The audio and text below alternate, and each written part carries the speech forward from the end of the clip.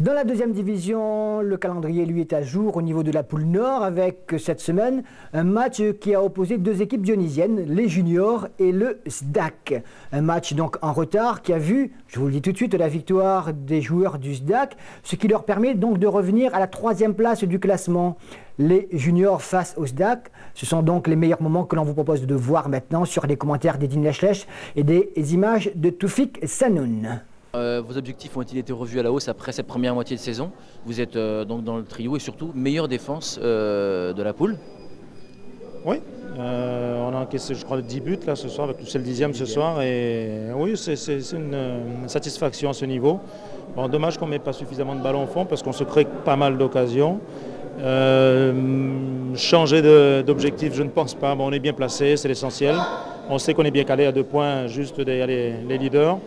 On fera notre travail comme il faut le faire jusqu'à la fin de saison. Bon, je pense que s'il y a une possibilité, on ira, mais je ne pense pas qu'on est prêt déjà pour passer au-dessus.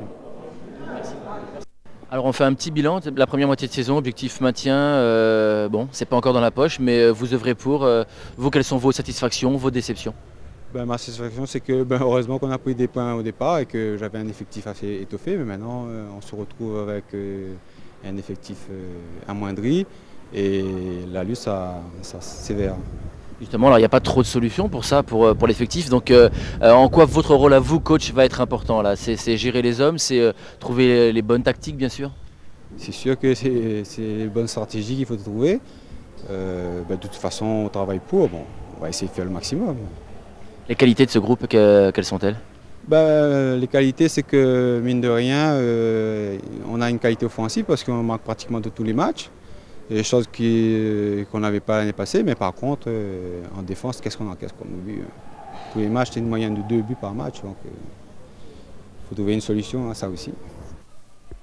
2-0, donc c'est le score qu'annonçait Doudou Ayane, le score en moyenne par match. En tout cas, le nombre de buts qu'encaisse son équipe, eh bien, il ne s'est pas trompé, car ce mercredi, ça a été aussi le tarif que lui a infligé le SDAC, notamment grâce à Dieudonné, qui a été à l'origine de ce premier but, cette première action donc du SDAC. Il s'est heurté à Vidot. On le retrouve, Dieudonné, à l'entrée de la surface de réparation. Il se fait faucher par Botsi. Dieudonné très actif et très dangereux mercredi soir, notamment lors de cette première période. L'ancien du CS s'excuse pour cette faute. Un match qui, dans l'ensemble, a été très correct. Et Vidot est bien placé sur sa ligne pour intercepter ce ballon.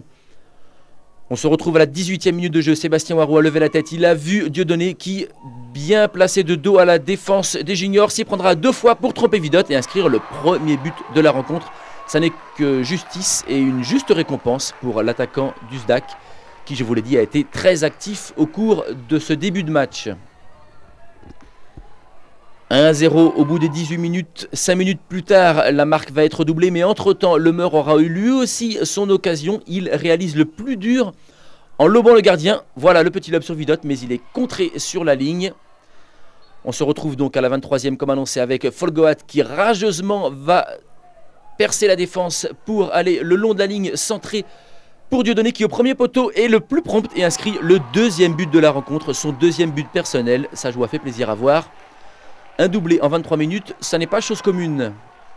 Ce sont les juniors qui recevaient mercredi soir. Leur terrain de la Redoute étant à nouveau fermé, ils recevaient donc au stade de l'Est. Et pourtant, ils sont menés sur leur terrain.